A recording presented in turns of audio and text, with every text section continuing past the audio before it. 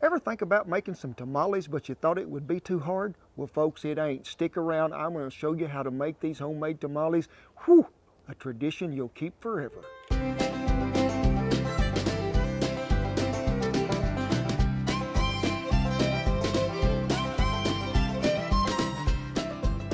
Hey, thank y'all for stopping by the backyard. My name is Cowboy Rollins, and we do a lot of cooking here. What kind? Dutch oven cooking, cast iron care. We do a lot of grilling, but ooh, y'all are in for a treat today with the best hot tamales in the world. You know, this is a tradition for a lot of families to have a Christmas or Christmas Eve, maybe even New Year's Eve. Now, before y'all showed up here in the backyard, we done did us some prep work ahead of time to make this a little faster, or we'd have been here plumb through next week.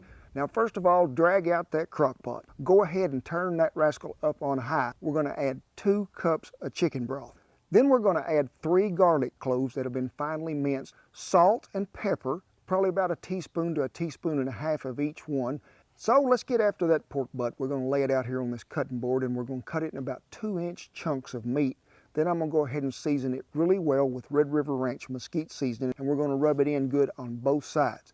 Go ahead and place it there in the crock pot. Don't leave them 2 bay leaves out of there. Lay them in there. And we're going to let this cook about 4.5 to 5 hours until that meat falls apart and gets tender as it can be. So about 2 hours into this process, folks, I ask you to go ahead and get you a sack of them corn husk out, okay? Clean that sink out if you got to. Put the stopper in there. We're going to fill it up with warm water. Then we're going to separate them corn husks and throw them down in there. And then we're going to get us a plate, platter, something you got, sit on there, sort of shove them all back in there to where that thing can sit down in there, and them going to soak, because they need to soak about 2 hours. That way everything's going to be coming off at the right time when we get this process to going.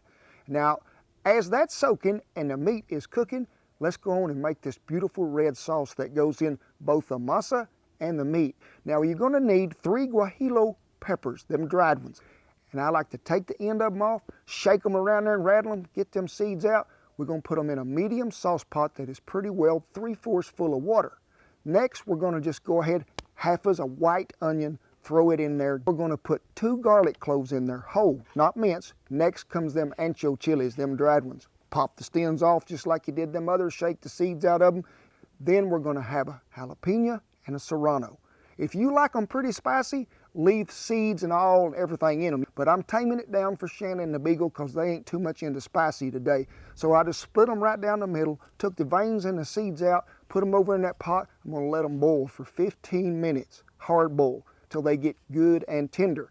Then I'm going to turn them off, let them come to room temperature, and then we're going to put them in that electrical gadget that y'all seen me use so many times that I'd like to throw away, and that is called a blender. And we're going to purify this stuff till it is good and smooth. Then we're going to strain it, make sure there wasn't no skins left on them peppers or anything like that. Let's get back over and look at that meat, and you can tell when I stuck that fork in it that it was tender. We're going to strain that meat out of there. Be sure you don't waste none of that broth because we need it all. If you got a bone or anything in there, look for it, chunk it out. Get your forks in there, both of them, and just get to going to where you can shred that up really fine. Whew! Y'all still with me there? We was going on a roll there. I was riding that pony for all he is worth. Now, I'm going to tell you something. It's time for a pep talk. It really is. It's getting close to Christmas, and you got to do things right to make things special. Now, sure, you could go buy some of them things out of can and put them in a pot. Everybody that's at your house that had you a present, they ain't going to give it to you. They're going to run off, take their present home because you're trying to serve them Chef Boyardee canned something or others. These are a little time consuming, but it is not hard. It is really a pretty easy thing to prepare, and the memories you're going to create here, hey, this will become a Christmas tradition for you all the time. So let's get started on this deal, and let's take us about 2 to 2.5 cups of masa. Now, this is one of them deals to where sometimes you got to add a little more than you think you do. So we're going to start out with about 2 1/4 and see what happens. Then after that, we're going to go ahead and add us a little more salt and pepper. Remember when I was telling you about that meat broth that we strained out of there and we needed to save? Well, guess what? We're going to go to putting some of it in here. This is where we get so much of that good, rich flavor in there. We may end up using this all, folks, but we're going to start with 2 1/2 right now. So let's go ahead and sort of get this to mixing. And this is not going to be like no dough that you're used to making, whether it be like biscuit or pie or something like this. We're going to end up making this pretty wet, we are, folks. Some good old hog lard. And it takes about 2.5 to 3 cups, but you just sort of melt it down there, let it cool a little bit, and I go gradually as we're starting here. So we're just going to get in here till we get it all incorporated, and then we're going to have to get our hands on it. We're going to flour my hands just a little. We got to keep this wet, and we ain't through adding stuff to it, I promise you. First of all, we're going to add us a little more broth. How much? About 1/2 cup. And at this time, folks, I'm going to take me 2 good heaping tablespoons of this red sauce, maybe 2.5, and put in there. And we're going to mix this again. This is a hands-on deal.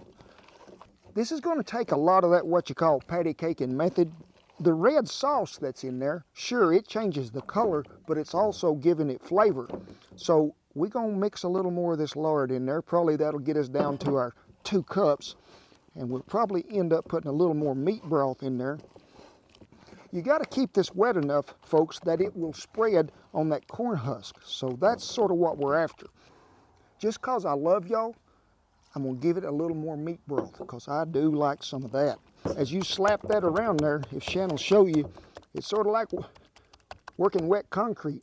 It'll stand up there, but it's pretty wet. That's the way we like to keep it. Now, when I first started making these, I think the thing that I learned right off is, if it's too dry and too crumbly, your masa ain't gonna be there no more, I promise. It just falls apart.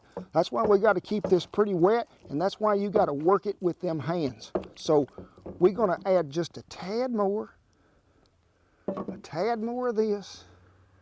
I would say we're down to about 2 3/4 cups on that, and about 2 or a little more of the broth. Here we got this here sauce left over. Guess what? It's going in the meat that is being shredded. And I think I'm gonna put just a tad more in there because I want it in there. And just mix this up to where you can see all that sauce blending in with that meat really well. You wanna make sure everybody's got some of that loving on it. And you can see what I'm talking about, folks, as this set, how stiff it got. About another 2 tablespoons of lard, and I'd say about, we'll call it 1/2 cup more of broth. All the broth that come off that meat from the 2 cups of chicken broth and what was rendered out of that pork butt when it was cooking, you ended up using. And due to the miracle of the beagle don't like to eat raw corn husk, they are still here. There is a smoother side on one side. This is the rough one. This is the smoother one. Get you some of it right there. And I like to just take it. Now, I've seen people do it different, but I like to just run mine over here with a spoon. And I like it on mine, so I may go a little heavier than what some of you do. And if it gets to pulling up, that's why this little deal of water's over here. You can just smooth her back out there and everybody's good. You can't be stingy on the meat. I can remember getting some tamales one time, and you bite into them, and all it was masa. That you did never find no meat. Just fold him over. Then I like to give him a tuck, keep a rolling, and then guess what? Fold that in under, and you can see that I make mine pretty good size. I've eaten some of them tamales that was like that. There is number 1, folks. So all you got to do is do the rest of the 35 after that. Can you speed this up a little bit? I got things to do. I'm trying. This is where you usually have help doing it in the kitchen, Shan. We getting down to the end, we are. Now, see how that's trying to pool there and sometimes it don't spread too good? You could add a little meat broth to that, but it's just as easy just to have that little deal of water over, and that way everything comes out smooth again. Place right dead center.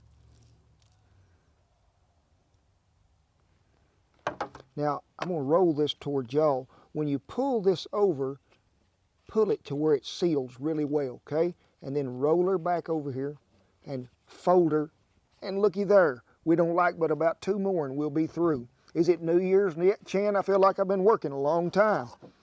Now, folks, we be having us some of these leftover corn husks, but don't be throwing them away because we need them. But I gotta take you in the house, folks, and show you what I done made. It is a Cowboy tamale steaming pot, homemade, and it works. So let's take these in there and get after it. Well, folks, you seen me put this MacGyver pot together, you did. 2 coffee cups down in the bottom. Fill it up right to the top of the cups with hot water. Then I took that old enamel plate that I drilled me 16 holes in, set it down there. Then I put this little round stainless steel bowl in there. That way we can stack them tamales like pyramid style or teepee style up against that thing and get after it. So we need to go ahead and light this burner so we can get this hot and get it to going. That's the wrong burner. That's the wrong one. You know Bertha ain't got no knobs, Shin. That's why I do so well on her. So crimped in is always down. Now, my steam pot is a little different than most of y'all's. Folks, y'all can get one of these at Amazon. They'll have you a regular steamer on there and you can get them.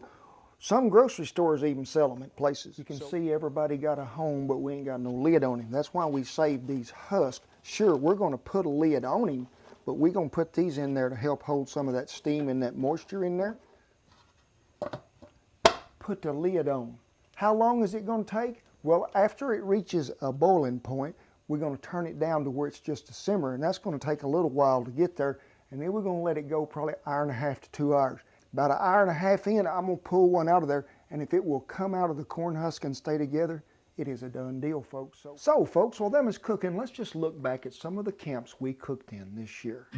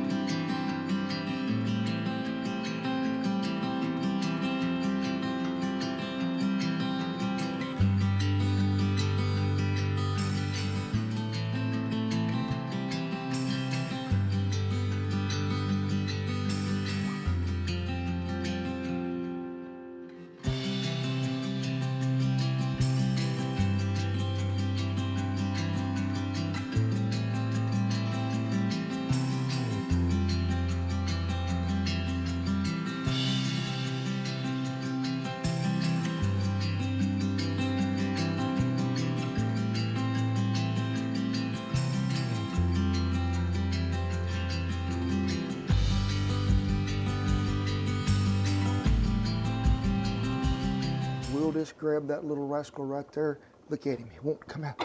And folks, we're gonna have to let that cool just a minute before we can check it, because it is what you call burning my fingers. And I was always taught, if you can get it out of there, it is done. We might let them go just a tad bit longer so this other side will set up. Now we turned this off like I promised you, and we're gonna remove them husks and set them over, get the rest of them. You can go to getting them out and just put them on a wire rack, let them sit there a minute, or you can just let them cool in there a minute. I've done it both ways, but as long as they will come out of the wrapper, and that's like, I be rapping, rapping. No, it ain't rapping. Like, I'm gonna get my hot tamale, I'm gonna make it hot, I'm gonna give it to you, so guess what I got?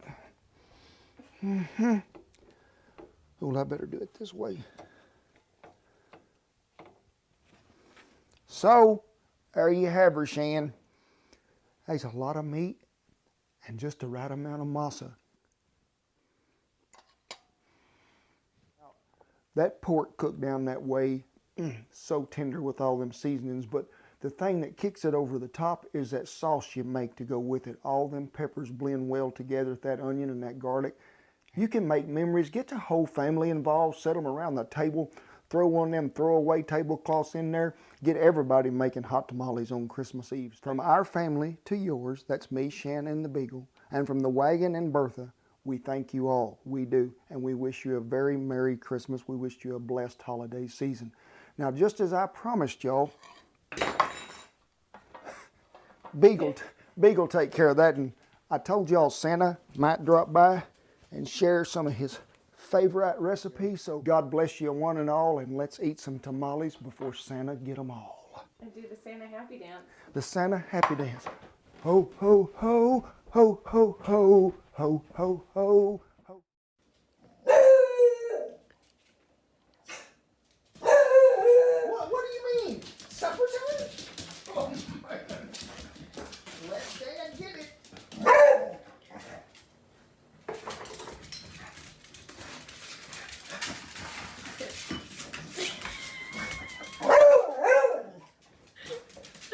What